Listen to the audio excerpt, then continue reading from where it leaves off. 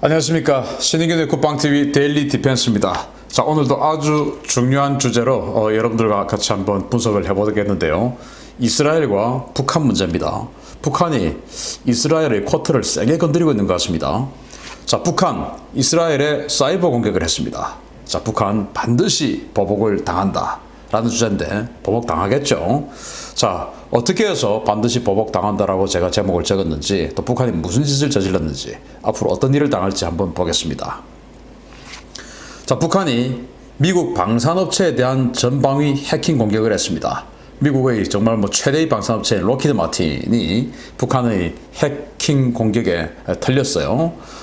RFA가 8월 13일 날 이렇게 보도를 합니다. 세계적인 보안업체 메가피 위협연구팀은 올해 상반기 증가한 미국 방산업체 겨냥 악성 사이버 활동은 북한 정권이 지원하는 히든 코브라 해커 조직의 소행으로 추정된다. 연구팀은 이들의 공격 기법과 전술, 공격 과정은 2017년과 2019년에 북한이 벌인 악성 사이버 활동과 매우 유사하다면서 최근 미 방산업체에 대한 공격이 사실상 북한의 소행인 것으로 결론냈다. 미국의 싱크탱크 애틀랜틱 카운슬의 제니 전 객원 연구원은 북한이 해킹으로 어떤 분야의 정보를 탈취하려 했는지를 분석하면 북한의 군사 전략이나 무기 구매 계획 등을 미리 파악할 수 있을 것이라며, 그들은 방산업체를 공격해 탈취한 정보를 다른 범죄 조직 또 다른 국가에 팔아 최대한의 경제적 이익을 추구할 것이라고 분석했다라는 거예요. 자, 로키드 마틴 F-35를 생산하고 있죠. 그리고 사드, 또 이지스 시스템 이런 것들 생산하고 있는데, 그런 것들이 우리가 구매했거나 또 우리나라에 배치되어 있는 이런 무기들 아니겠습니까?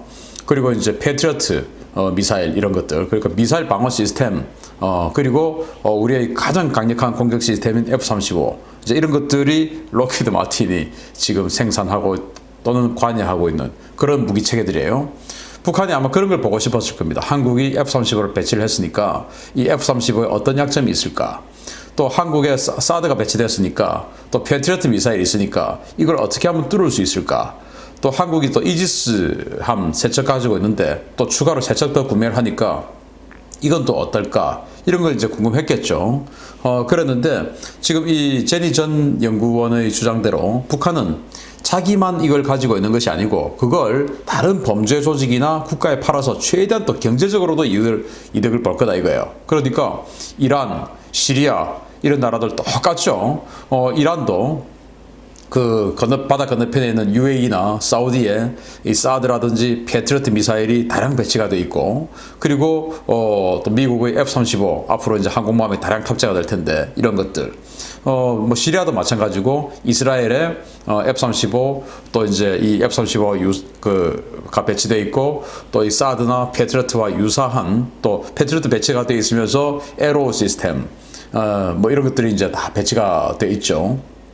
이런 것들을 이제 궁금하겠죠. 그렇게 해서 북한이 중국이나 또 이란이나 시리아나 이런 그 미국의 무기 체계에 대한 위협을 느끼고 있는 이제 그런 나라들에게 돈 받고 팔 거다, 이제 이런 이야기 아닙니까? 자, 이렇게 미국은 전 세계의 공격 대상이 되기 때문에 이렇게 털리는 거, 이런 거는 있을 수 있는 일이다라고 생각되지만 북한이 미국에게만 한 게 아니에요. 자, 간덩이 본 북한이 이스라엘에 대한 파상적인 사이버 공격을 했습니다. 8월 13일 월스트리트 저널이 또 보도를 했는데요. 이스라엘 국방부는 12일 현지 시각 외국 정부의 지원을 받는 해커 조직 라자루스가 이스라엘의 대표적인 방위 산업체들을 대상으로 사이버 공격을 감행했다고 밝혔다. 이스라엘 당국은 범인들이 구인 구직을 위한 온라인 플랫폼인 링크드인에 글로벌 기업의 대표나 임원, 인사 책임자를 사칭한 가짜 프로필과 가짜 취업 제안서를 등록한 뒤에 이를 내려받은 방산업체 임직원들의 컴퓨터를 손상시키고 네트워크에 침투해 민감한 정보를 탈취하려 시도했다. 이스라엘 당국은 이번 공격 시도가 실시간으로 포착, 추적되어 모두 차단됐으며 민감한 정보가 유출되거나 컴퓨터 네트워크가 손상되는 등 피해는 없다고 밝혔다. 자, 이거 이스라엘의 어떤 정보당국이나 산업부 이런 데서 한 게 아니고 국방부에서 밝혔어요. 이제 이거는 어떤 그 군대 문제다 이제 이렇게 보는 것이죠. 그리고 사실은 우리나라도 지금은 이제 안보 지원사로 바뀐 기무사가 이 방산업체 다 사이버 같은 것들을 이제 관리를 했거든요. 아마 지금도 하고 있을 겁니다. 이스라엘의 대표적인 방산업체라고 이야기했는데 업체 이름을 밝히지 않았지만 이스라엘은 대표적인 방산업체가 IAI 그리고 라파엘 이제 이런 회사가 있어요. IAI 같은 경우는 아이언돔을 생산하고 또 우리나라에 북한의 탄도미사일을 탐지하는 그린파인 레이더를 이제 판매를 했던 회사죠. 그리고 이제 대표적으로 뭐 A사 레이더를 만든다든지 우리 KFX에 들어가는 뭐 이제 이런 것들 대부분 이제 관여되어 있는 이런 회사예요. 라파엘 같은 경우는 이스라엘이 생산하는 에로 시스템 같은 이 미사일 방어 시스템이라든지 이 미사일 탄이라든지 이런 것들을 주로 이제 생산을 많이 하는 그런 업체예요. 그러면은 이제 이런 것들을 해킹을 했을 때 한국이 지금 아이언돔 뭐 생산한다고 하는데 또는 도입할 것 같은데 또 한국의 A사 레이더가 또 어떻게 이스라엘의 기술 지원을 받았을까? 뭐 이런 여러 가지 또 한국에 지금 그린파인 레이더가 배치가 이렇게 되어 있는데 북한 탄도미사일 를 어떻게 탐지할 수 있을까? 이걸 뚫으려면 어떻게 해야 되냐? 이제 이런 것들을 이제 탐지를 해낼 수가 있는 것이죠. 그래서 북한이 지금 아마도 라파엘이나 IAI 같은 데를 건드린 것 같은데 정말 놀라운 것은 이스라엘 당국이 처음부터 그거를 지속적으로 다 보고 있었다. 들어오는 과정부터 시작해서 그래서 다 차단했다라는 것이에요. 정말 이거 보면 능력이나 자신감이 대단합니다. 자, 그런데 어쨌든 감히 이스라엘 방산업체의 정보를 털려다가 지금 북한이 걸렸어요. 이 라자루스는 북한 조직이라는 건 뭐 전 세계가 다 아는 이야기 아닙니까? 그리고 외국 정부의 지원을 받는 북한이라는 이름은 명시 안 했어요. 그렇지만 외국 정부 라자루스가 북한 건데 그 정부 지원을 받으면 누굽니까? 북한 아니겠습니까? 그러니까 이제 북한 보복을 받게 될 겁니다. 왜냐? 이스라엘이 그런 나라니까요.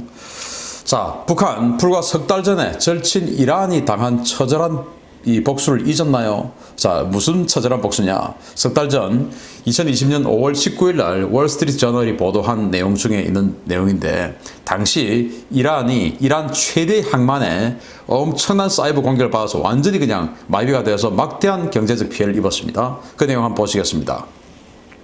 5월 9일 이란의 양대 선박 터미널 중 하나로 이란 최대의 해운 물동량 처리 능력을 자랑하는 샤히드 라자이 항구의 선박 통제 네트워크가 일순간에 마비됐다. 항만 전체의 네트워크가 일격에 마비되면서 선박은 물론 인근을 오가는 차량과 항공기 등 모든 교통이 정지됐고 이로 인해 항구는 한동안 기능을 완전히 상실했다. 이란은 이번 네트워크 마비가 외부의 공격에 의한 것일 가능성을 제기하며 적대국인 이스라엘 소행이라고 주장했으나 관련 증거를 제시하지 못했으며 미 정보 당국은 이번 공격으로 인해 이란이 입은 물적 손실은 공식 발표된 것보다 훨씬 심각하다고 평가했다. 정보 관계자들은 이번 공격이 전날 있었던 이스라엘의 시골 농업용수 공급 및 오폐수 처리 시스템에 대한 이란의 사이버 공격을 응징하기 위한 이스라엘의 보복 공격으로 평가한다. 라는 거예요. 자, 이란이 이스라엘의 시골 마을에 농업용수 공급하고 뭐 하는 그 오폐수 처리하고 하는 그 시스템을 사이버 공격을 한 거예요. 아마도 뭐 시골 마을 하나 뭐 타격해가지고 무슨 큰 이익이 있겠습니까? 아마 그걸 이제 테스트를 해서 좀 더 이제 큰 곳을 타격을 하려고 했겠죠.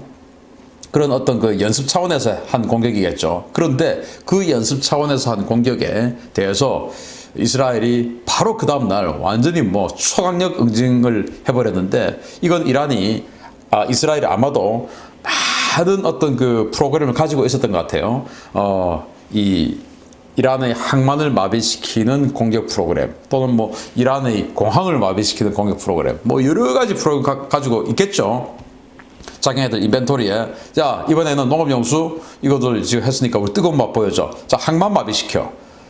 그러니까 바로 그 다음 날 그냥 해버리는 거 아니겠습니까? 그러니까 아주 많은 그런 선택지가 아마 이스라엘에게는 있을 겁니다. 뭐 그러지 않고서 하루 만에 이렇게 반격을 할 수가 없죠.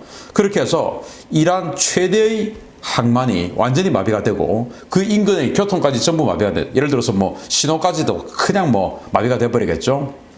전부 초록불이 돼서 그냥 뭐 양쪽으로 다 차량이 지나가다 교통사고 나고 이제 이런 식으로 그래가지고 그때 입은 피해가 알려진 것보다 훨씬 심각하다고 미 정보 당국은 분석한 거예요. 그러니까 우리 건드리면 니들 죽는 거야 라는 거예요. 그러면 이제 이것뿐이냐?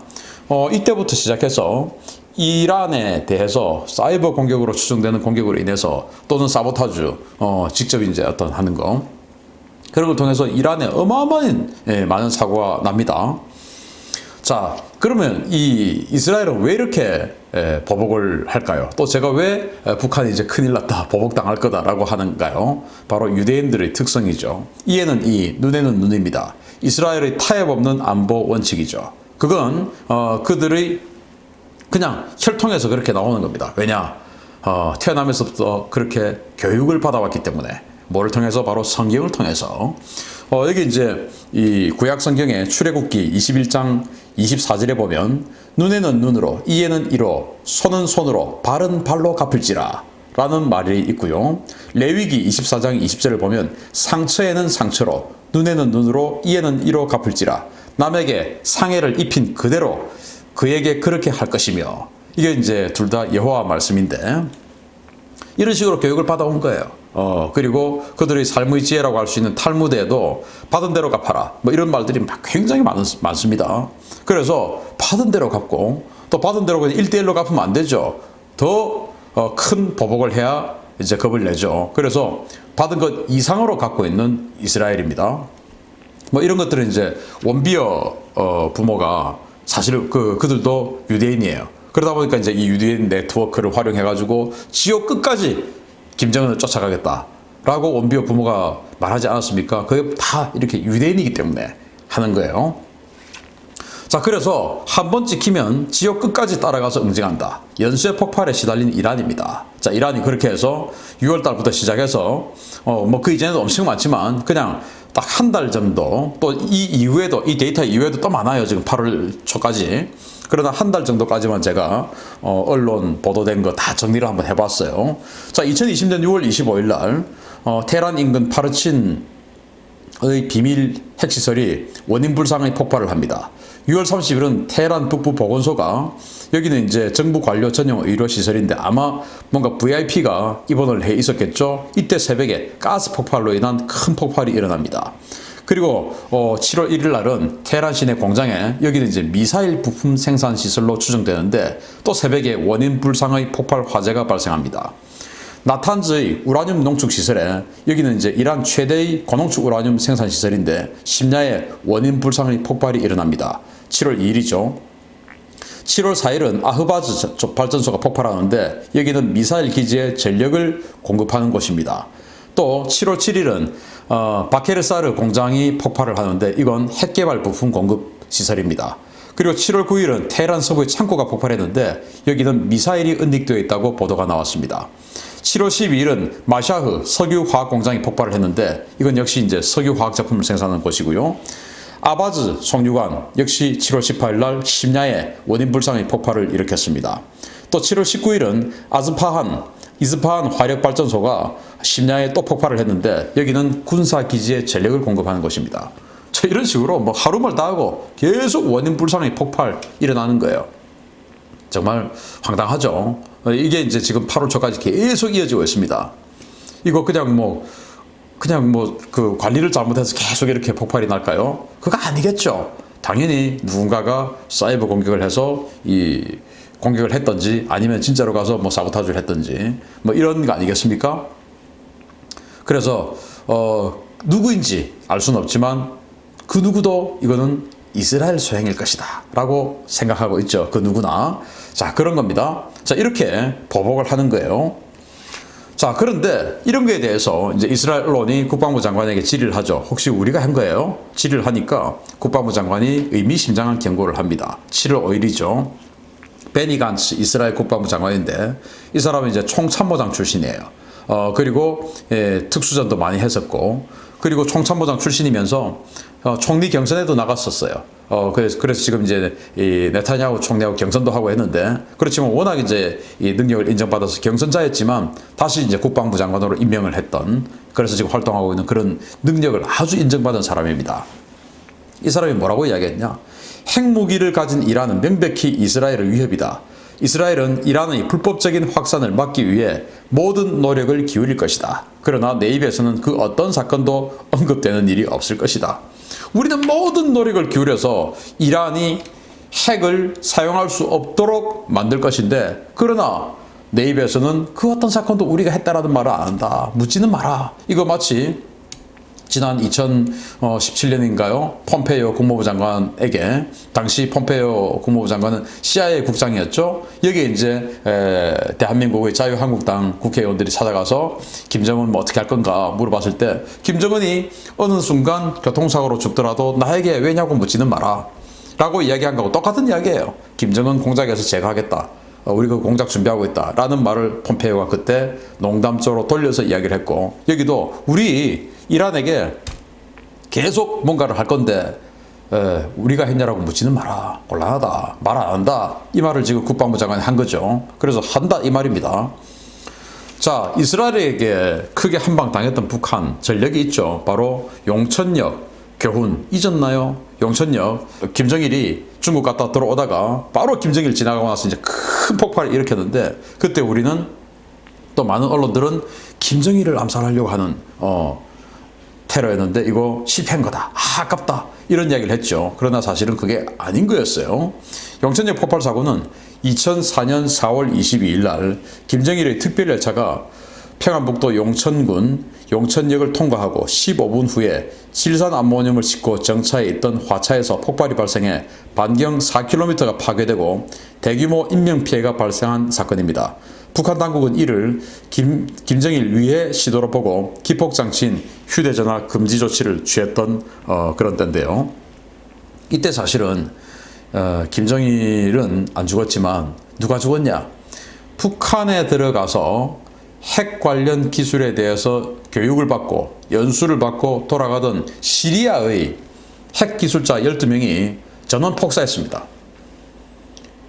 그래서 이제 당시 이 용천역을 비롯한 이 국경 지역의 탈북자를 이제 관리하기 위해서 국경 지역의 이 감시 체계를 손보고 있었던 데인데, 그 감시 체계를 손보던 회사, 캐나다 회사가 했어요. 여기에 이제 기술자가 들어갔는데 이 사람 이름이 제프 윌리엄 바칸이에요. 그런데 이 사람은 알고 보니까 이중국적 여권을 여러 개 갖고 있는 사람이었고, 알고 보니까 이스라엘 모사드 요원이었습니다. 이 사람은 나중에 2010년 두바이에서 하마스 고위 지도자를 이제 제거하는 작전에 이 사람 얼굴이 나왔거든요. 그래서 이 사람은 모사드 요원이다라는 것이 정설이에요. 그래서 그러고는 이 사람은 이 현장에서 사라졌어요. 제프 윌리엄 바카는 기술자였는데 사업이 끝나지도 않고 그냥 용천역 폭발 이후에 사라졌어요. 그러니까 이제 이 사람이 했겠죠. 자, 그래서 김정일 제거 사건으로 우리는 알고 있었는데 그게 아니다. 시리아, 바로 시리아는 이스라엘과 국경을 최대로 마주하고 있는 나라가 시리아 아닙니까? 그 시리아와 이스라엘은 수많은 전쟁을 벌였죠. 백하계곡 전투라든지 뭐 이런 많은 전쟁을 했는데, 그 시리아에 핵무기를 가지게 되면 이스라엘 큰일 나겠죠. 그래서 북한에 들어가서 핵기술을 교육받고 온다라는 정보를 미리 가지고 그 사람들을 그냥 원천적으로 제거해버리는 사건이었어요. 자, 이런 식으로 이스라엘은 자기네들 안보에 위협된다 하면 그냥 가는 겁니다. 여기가 북한 같은 이런 곳이라 할지라도. 자, 이스라엘 추적과 핵 미사일 교류하며 심기를 건드려온 김정은입니다. 이스라엘 추적이 어딥니까? 지금 현재 시리아하고 이란 아닙니까? 그런데 이란 지금 이제 핵무기 거의 이제는 되돌릴 수 없는 지경까지 갔다라는 게 정설이거든요. 우리는 이란하고 멀리 떨어져 있으니까 이란의 핵무기에 대해서 크게 관심이 없지만, 이스라엘이라든지 이 중동 지역 그리고 유럽 지역은 이란의 핵이 어쩌면 북한의 핵보다 더 관심 있는 지역이에요. 마찬가지로 이제 이 중동 지역이나 아프리카 지역 사람들은 북한의 핵에 대해서 좀 부담도 하겠죠. 자기네들하고 관계 없으니까. 그런데 이 이란의 핵에 대해서 미국은 북한의 핵 미사일 문제를 해결하겠다고 수차례 말해왔지만 결국 그들이 한 것은 아무것도 없었다. 이스라엘은 북한의 위협에 대해 미국과 똑같은 타임테이블을 가지고 있지 않다. 오히려 우리는 더 적극적이라는 사실을 알아야 한다. 라고 아야탄 벤시르 전 이스라엘 외무부 부국장이 워싱턴 연구소와 인터뷰를 했던 내용 중에 이런 내용이 있습니다. 자, 미국이 북한 저렇게 하는 바람에 이란이 핵을 지금 완전히 공고화시켰지 않느냐. 그래서 미국이 북한의 핵을 완전히 제거해줘야 되는데 그게 지금 너무 느리다, 더디다, 그리고 현실성 없다. 그런데 우리는 그것을 더 적극적으로 타임테이블을 가지고 있다. 그거 알아야 된다라는 것이에요. 그래서 북한 핵에 대해서 이스라엘 관여하겠다 그 말입니다. 그리고 19년 10월 9일 날 미 의회 조사국 보고서는 이런 내용이 있습니다.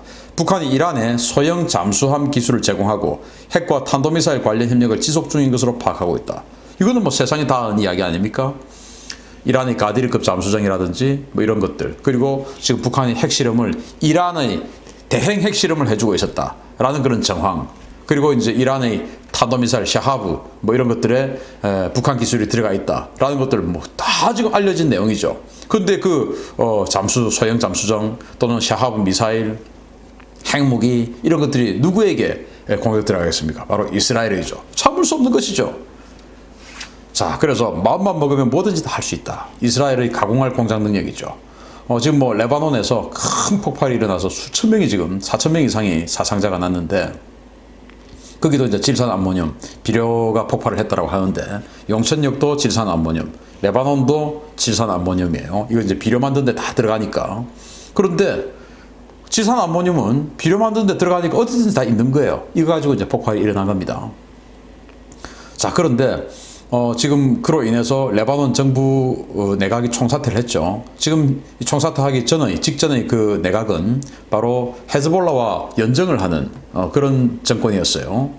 그래서 이 기독교 관련한 기독교 정권인데도 불구하고 헤즈볼라하고 연정을 해서 수립한 정권이니까 이스라엘 입장에서는 굉장히 껄끄럽죠. 그래서 이런 그 큰 폭발로 인해서 내각이 그 총리가 총사퇴를 하게 됐는데 결과적으로 이스라엘에게는 아주 좋은 결과가 나온 겁니다. 긍정적인 결과가 나온 거죠. 그러나 뭐 결코 이스라엘은 자기네들이 했다는 이야기는 안 해요. 절대 안 하죠. 자, 그리고 그러면은 뭐 레바논이나 이란이나 시리아나 이런 데는 뭐 얼굴이 비슷하니까 생긴 모습이 비슷하니까 이스라엘 요원들이 할 수 있다. 근데 북한은 다르잖아. 그 북한에 들어가서 저런 모습의 사람들이 들락날락거리면 그게 되겠냐?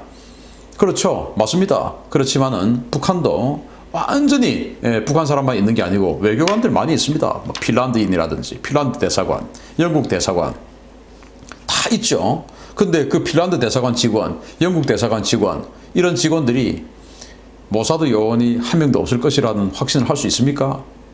없죠. 얼마든지 이스라엘은 마음먹으면 해낼 수 있는 능력이 있는 겁니다. 그걸 지금까지 계속 이스라엘은 보여왔고 그들은 우리는 미국보다 더 세게 해나갈 것이다 라고 공언을 한 거예요. 그래서 김정은이가 이 유대인들의 집요한 이 전통을 잊지 말아야 됩니다. 이에는 이, 눈에는 눈. 이 성경에 나오는 여호와의 말씀 이것을 잊지 말아야 된다 이거예요. 자, 여기 모사드의 문이 있습니다. 이 문을 열면 헬게이트가 열리죠. 지금 김정은은 헬게이트를 여는 것 같습니다. 부디 모사드가 성경 말씀대로 이에는 이, 눈에는 눈, 받은 만큼 돌려주는 상해는 상해로 그렇게 한번 해주기를 기대합니다. 마치겠습니다. 감사합니다.